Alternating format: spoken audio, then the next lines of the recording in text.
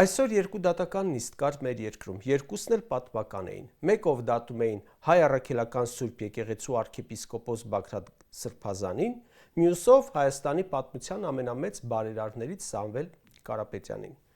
Պատմական իրադարձություններ էին երկուսն էլ, բայց ամոթալի։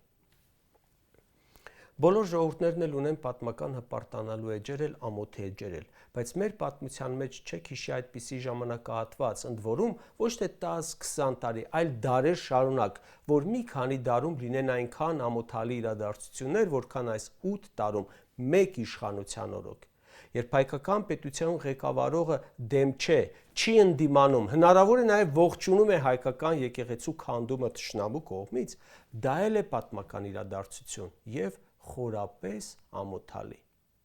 Մեր ժողովուրդը հոգնել է այդ ամոթալի իրավիճակներից, ամեն օր պատմության ամոթալի էջեր գրելուց։ Այսօր նշեցի, երկու դատական նիստ կար, երկուսն էլ շինծու քրեական գործերով։ Արդեն երկար ժամանակ լուսաբանում ենք հակասահմանադրական գործով դատական նիստերը երկրորդ նախագահի վերաբերյալ։ Լուսաբանում ենք դարձյալ շինծու քրգործեր Լևոն Քոչարյանի վերաբերյալ, Արշակ Սրբազանի վերաբերյալ, Մկրտիչ Սրբազանի վերաբերյալ, Միքայել Սրբազանի վերաբերյալ։